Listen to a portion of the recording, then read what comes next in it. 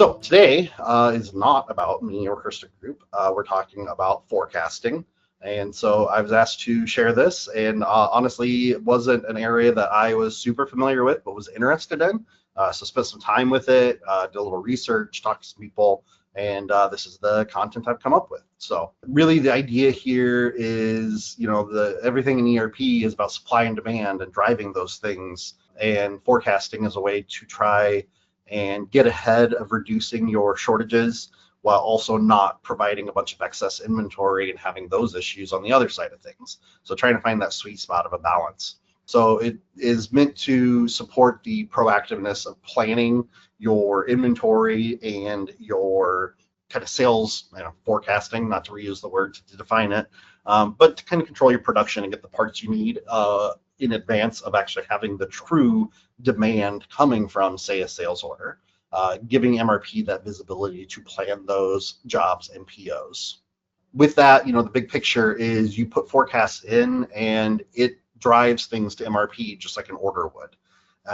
The MRP compares what orders you have and what forecasted quantities you have within certain windows and tries to, not double dip and say, I forecasted it to come in this window, I have an order within that window, and kind of best way I can oversimplify it to say, not double dip on those same things.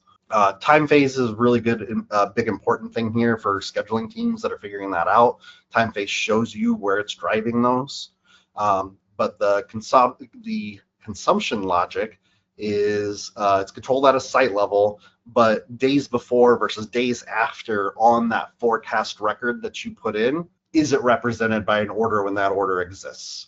So if your window of what is acceptable for consumption, it's going to consume it through the forecast.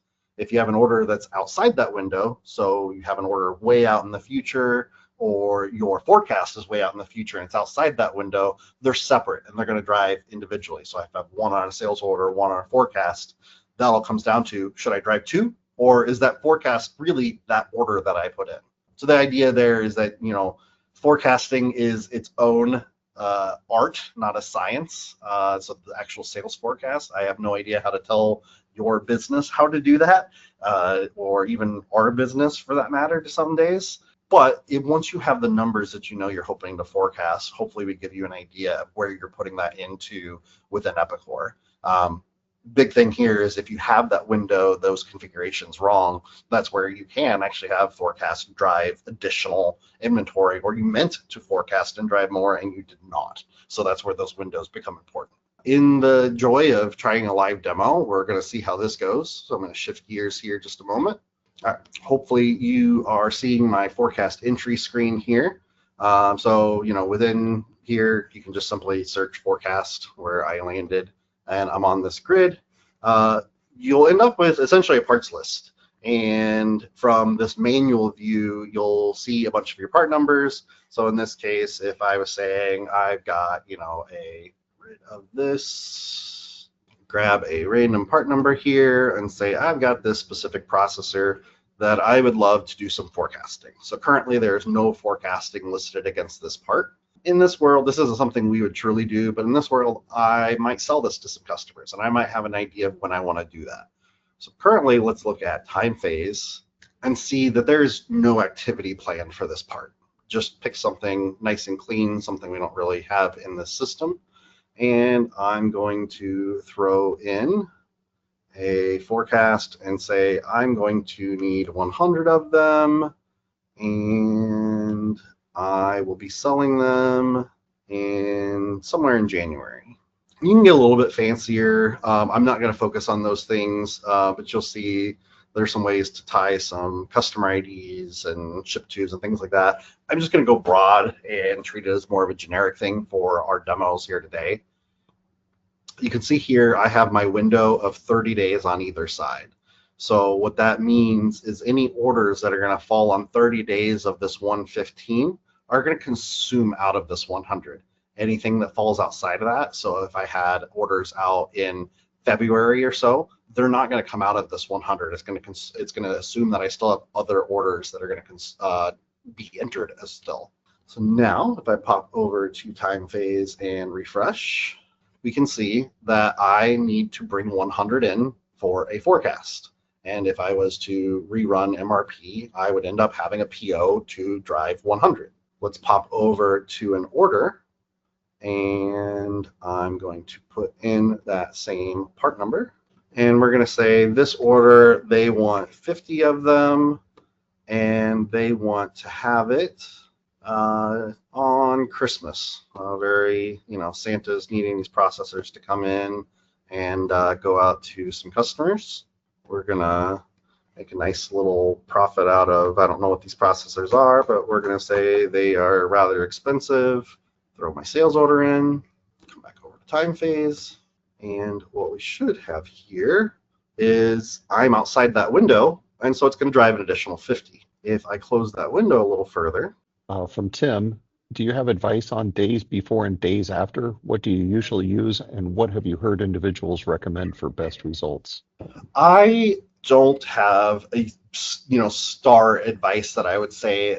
Instead, the fudge factor, if you will, it's going to be more of a, let's say you're doing quarterly forecasting. What date are you putting there, right? So if you're saying I've got 100 for Q1, you might want to put that 100 right smack in the middle of Q1. And if we say there's 90 days in Q1, I've got 45 days on either side of it. So now what I'm trying to say is Q1 orders are consuming against my Q1 forecast. You could do the same thing for monthly or something like that. And so what you're trying to do is orders that are landing within the time frame of what you're estimating, that's what you're going to do to play with those numbers. Hopefully that makes sense. See if we can actually get this to show up correctly. There we go. So now that MRP's run, it has figured out that we are going to consume out of that forecast. So now that it's ran within that window, it's saying that we're going to need, a total of 100. 50 of those is outstanding for a forecast, and 50 is for that order that I have in there. If I entered another order that's outside that window, rerun MRP again, it would then, say the 150, for example, and leave 50 on forecast. If I enter an order again within that window, it's going to continue to consume out of it. If I come back in to our forecast entry, it'll show that I have consumed 50 out of the 100. And while I haven't consumed it, I haven't fulfilled that order. What it's basically, the way I look at it is, MRP is understanding that something else within the system is going to consume this forecast. So it's like a consumption of the forecasted parts, not a consumption of the parts themselves. This does work for manufactured parts. This would work kind of across all levels. So if I had units, top level units that were having this processor called out, these will also be consumed within that. It all comes down to those dates. So that's probably another area where those days before, days after, in a scenario where it's that one part, it's a purchase part that you bring into stock and then ship back out, that's a little more clear on your forecasting dates.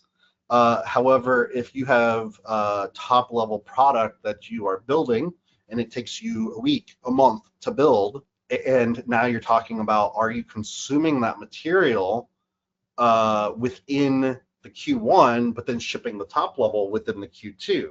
Should you be forecasting your material, or should you be forecasting the product that you're selling?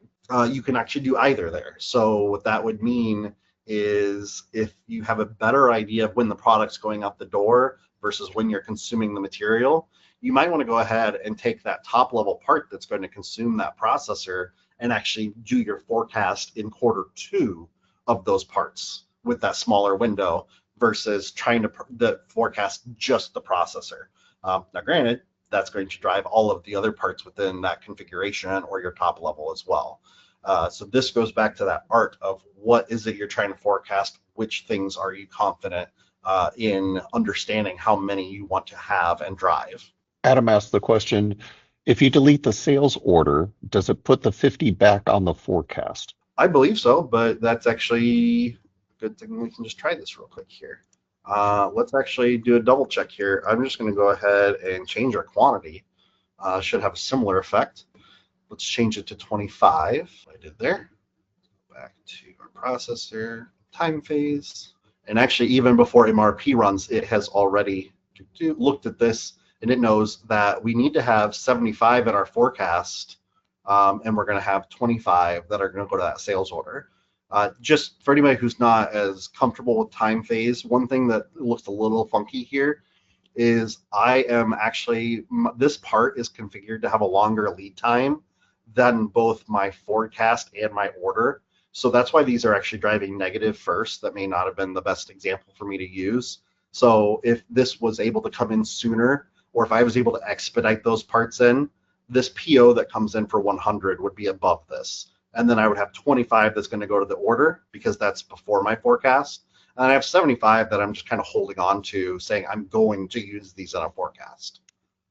So just quick clarification on why it looks that way. There's the wizard of possibly trying to make a live demo go well. So hopefully that was representative enough as I fought a couple of things. A lot of content on this slide, but basically the idea, this goes into talking about how do you get a little past that. So you can use planning BOMs as a way to represent a product family. So what you end up with is you can have configurable options. So we did something really simple there with a processor that I was directly selling. And I vaguely mentioned that maybe you want to have top level things that you're truly selling that will consume that part. So with this, the scenario that we're going to talk through is you might have 200 custom gift baskets. You're going to have components you're putting in, for some reason somebody's buying a gift basket full of processors. You really don't know exactly what you're going to put into those. You might have, in this case, we're talking about there's a chocolate teddy bear and some fruit and a wine and a candle. There's different things that are going into them, right? So these are what you would typically actually sell, is a configured gift box. So lots of different combinations there. If you wanted to forecast that, you're not going to know how many people are going to come in and ask for that exact same combination of that wine and that candle and that fruit. That's not where you're going to want to forecast. So what you end up doing is you come up with, these representations of that. These are planning parts.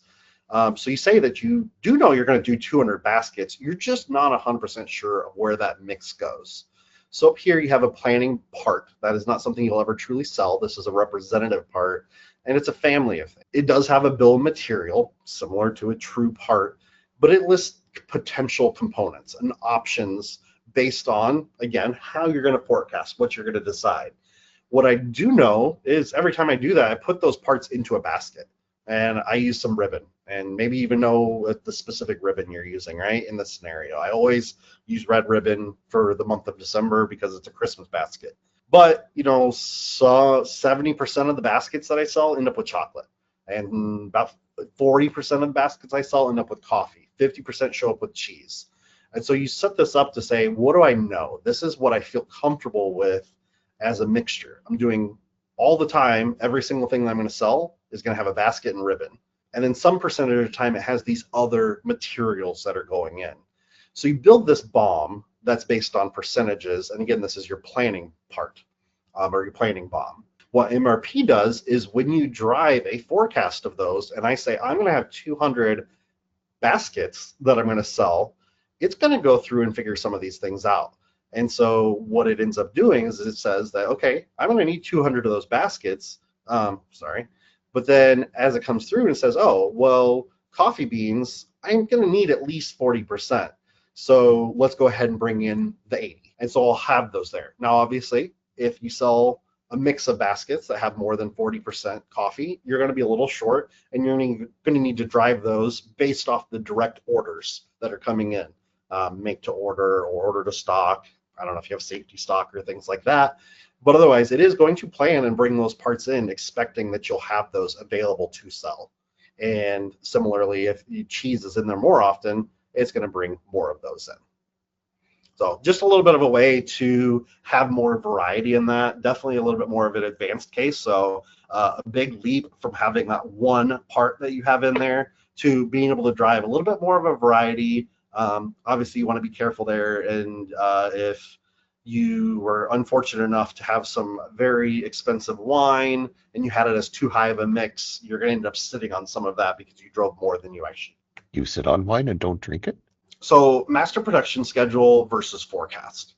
So the planning BOM was representing a virtual part that represents a product family. The forecast is expected sales, whereas the MPS is planned builds. So this is something where if you're doing build to order, which is something that we do, then you want to look at MPS as something that you could do sub-level. So if we have maybe a lot of our servers that have similar wire harnesses, I might know that I'm going to sell so many 1U versus 2U versus 3U chassis, and if those wire harnesses need to be a little bit longer to get to where they're going within different sized units, right, I might be able to plan how many of those, if there's a shared common wire harness, how many of those I should plan to have. That's not what I'm selling to the customer, but it's still going to be beneficial for me to use my estimates of how many I'm going to need for the things the customers are actually ordering. So here, if we're building this, it's a complex products, but basically build to order, customers giving some level of configuration, things are changing a lot, you don't know exactly what's going out, and some of those components take a really long time to get in, or maybe you have something you're doing that has a cure time, and so you have a lot of move time between different jobs, different operations, things along those lines. And so you're trying to get ahead and make sure that you have those parts there, but you have no idea what the end product you're going to truly sell is. The solution would be to utilize this MPS, the master production schedule.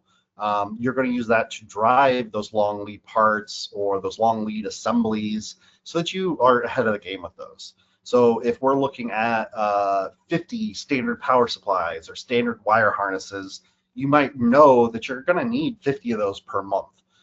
Those are the type of things you can come in and use a master production schedule. And in the same way that I could manually make the jobs and make those to stock, the schedule lets you schedule that out, and based on your forecasting, plug some numbers in and see where you're going to have those things landing. MRP sees MPS as firm demand, so it'll go and generate the suggestions to get all of the components underneath that assembly, drive your orders, drive your purchase orders in, bring them in, make your jobs, build your jobs, and then hold on to them. So to a question earlier where I said, I think that the purchase order entry suggestions would likely show that it's a forecast. In this case here, it's just a firm job. You're essentially being told to build these for stock, very similar to like a safety stock or something like that, where you're back plenishing. Just in this case, we're forward plenishing our inventory to have those components that we know that we're going to want to have. Definitely getting into, again, some of those more complex topics.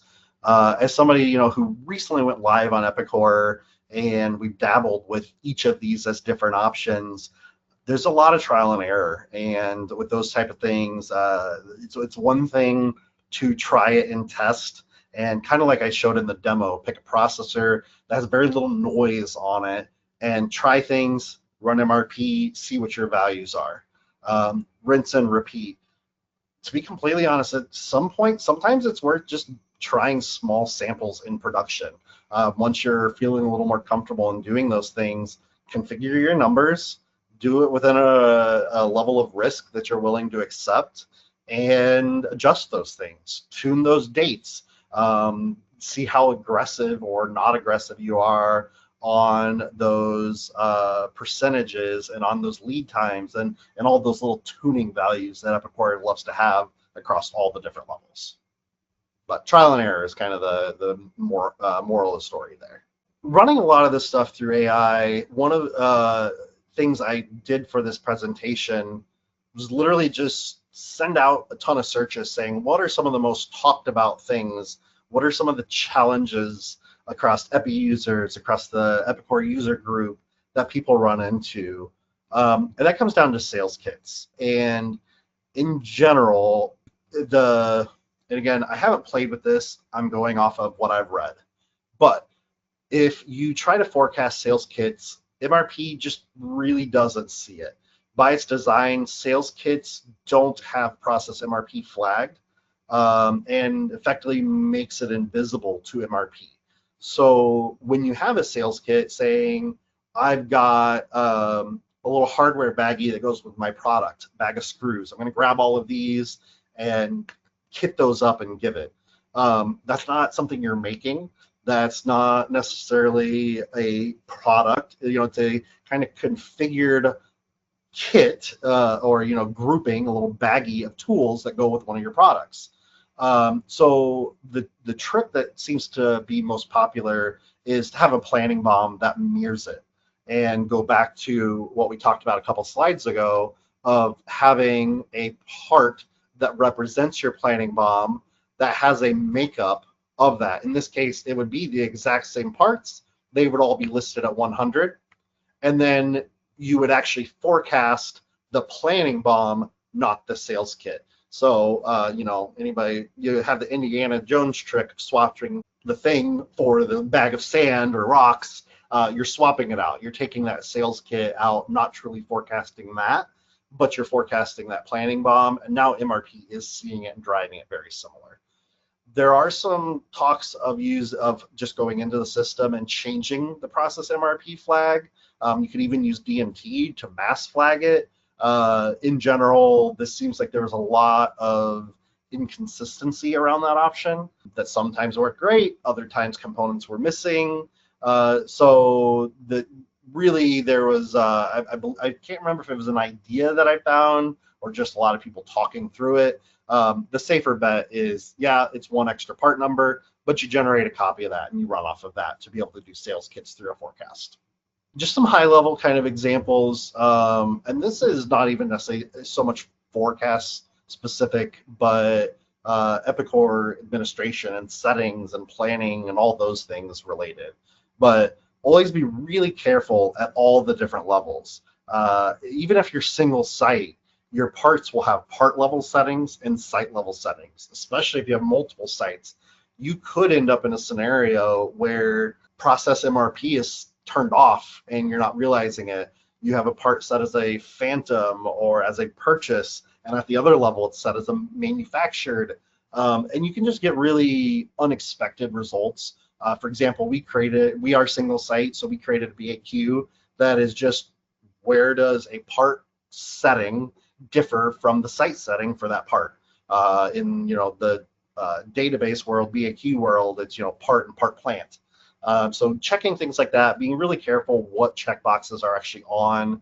You're able to build lots of different dashboards to show those. That's what I mean by that misconfiguration.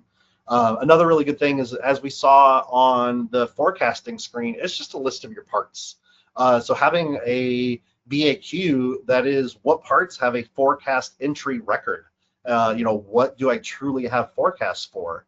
That's a super simple BAQ. Throw it on a dashboard, and now you're not just looking at a part list and trying to remember what it was. So if I forgot that that I had only entered a forecast for Pro 110, it's going to be very hard to figure out where I'm still driving parts for that thing.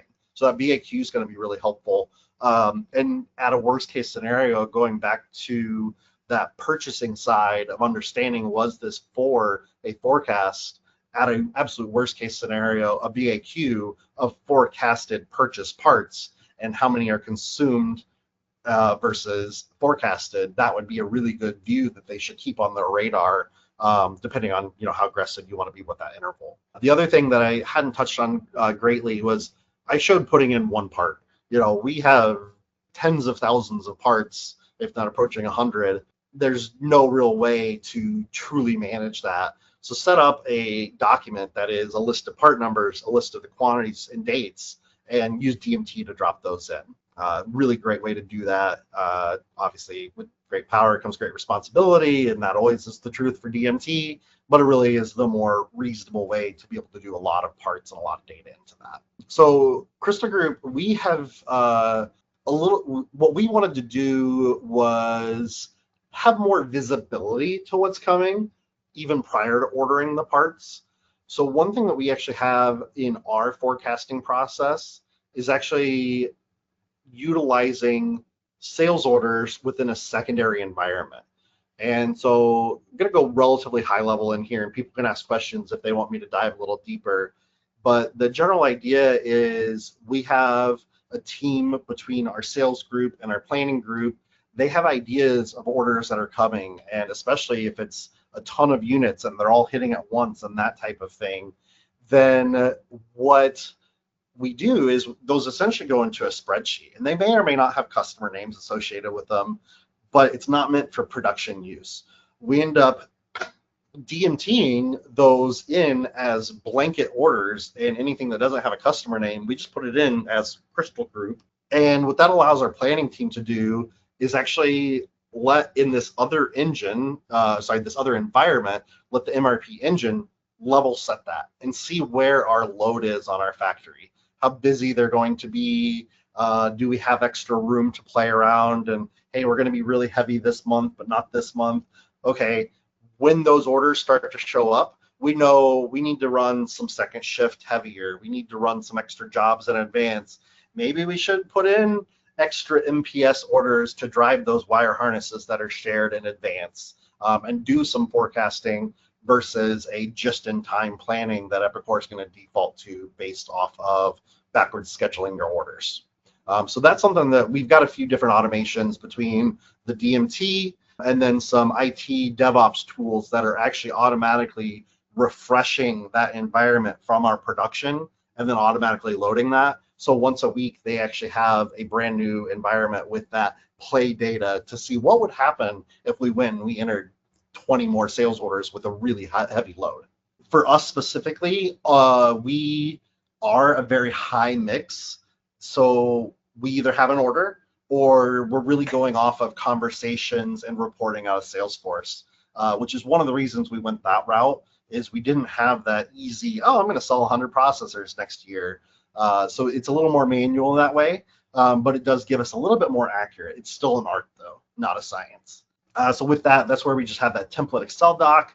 They're filling out what they're expecting, and then those get imported in. It could go in as forecast. The way that we've been going is basically going into that test environment, and then they can literally play around with unfirmed jobs, how the scheduling engine's going, how much staff they have, and level setting the schedule. Again, high level, but also very important for forecasting. If you're giving it clean data, you're going to get better stuff in. If you are giving it bad data, it's going to react off of those things. So if you over forecast, under forecast, but you're dependent now on expecting those parts to be there, it's going to have impact on your shortages or overages. So again, when you're first try those smaller things, validate it, babysit it a bit. As you get more comfortable, you can determine, where your risk tolerance is versus how much you're guessing versus how much you know. That goes to a good thing. Again, somebody brought up how do you know what you've done? That's a really good example for that second point. There is, I've got a forecast hanging out there still. Do I still think I'm going to consume those parts, or do I need to clean up that old data? DMT is going to do a really good job of helping with that. Okay, I've got January is forecasted. I'm in December. Am I still confident more things are coming in January? Or do I want to go ahead and drop out that January forecast and only have my February or Q1, Q2? So eventually you might say, you know what? There's no more guessing. This is what that next quarter, that next month is. Get the forecast out of there and only operate off what's in that month. The other forecasts are at least X days out, at least a month out, at least a quarter out. Again, depending on where you want to take your business level forecasting. Time phase with anything planning is your best truth tool. It's your best friend. If you're not familiar with it, get familiar. It's a very powerful tool. I think any role across the company should have at least some familiarity with time phase, but especially if you're doing planning, scheduling, forecasting, all of those things, you're really going to want to see that. That's where you get to start to see that cause and effect. It is the nuance, and that's part of the live demo, is what happens when you run MRP. What happens when you make a change and MRP hasn't ran yet? That's where time phase can show a little bit of different things at different times, but you also have people putting data in, changing data every moment. So it's something to look at regularly. A pegging inquiry can help you see that forecast. So I know that that goes to orders and jobs that I didn't have purchase orders on there, but I would hope it would do the same. So as you have a top level that's driving the lower levels, that report should hopefully be able to see, oh, this is why I'm bringing these things in. And then projected shortages can validate things and see where I'm at with those things coming through. So just some little tools to put in there. And again, it's always beneficial to write some little BAQs as you find things out of those and say, where am I seeing a shortage? Where are the list of the forecasts that I do have in there? I'm now looking at those reports to drive me to my BAQs that'll let me dig a little deeper on those items. Real high level here, what we talked through is basically native Epicor. So putting the forecasting things in there. They do have other tools.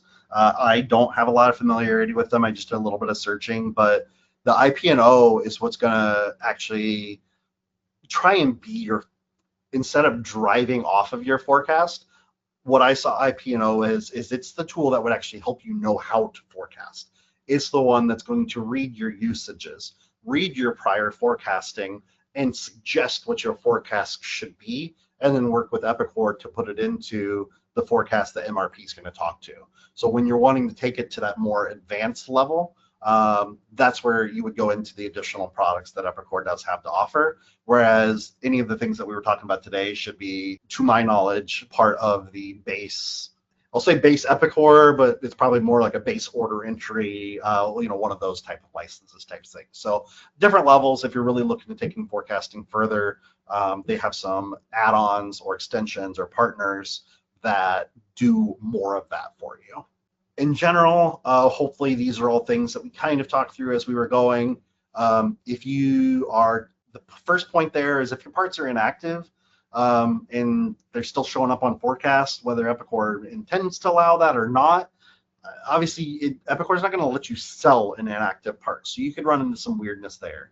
Or just in general, you have, don't call it a truly inactive, but it's a part that you accidentally left on a forecast and didn't clean up. It's going to continue to drive that. So if you have something laying way out there in the future and you forgot to clean it up, it's going to bring that inventory in as if, a customer ordered it but then canceled an order.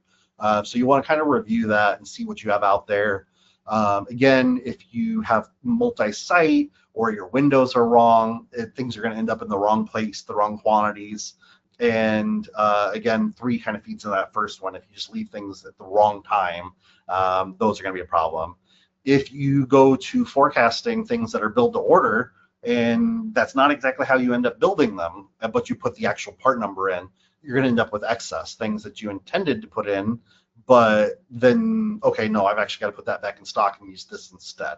So build to order items is where the planning BOMs come into effect to say, I've got a little bit more a assumption of what those materials are versus a science of what those materials are for the higher level build to order items. And if you don't use planning BOMs quite right, if you don't put those in, then of course, you're missing out on some options. So in general, coming back, clean data, do your testing. And the planning BOMs really are something that I think give a lot of power. It's going to be different in how any one person uses it, but it gives you a lot of options. Time phase, that's where you're going to validate everything. And just in general, forecast drive true demand, and MPS is going to drive those parts that you have that you intend to use. Just looking at it as a different way, it's before utilizing these tools, it's like you have an order is demand, and order turns into something I ship out. It's just other ways to have the in and out, the demand and supply of Epicor, in a way to have that is company driven values rather than a true PO coming from the customer.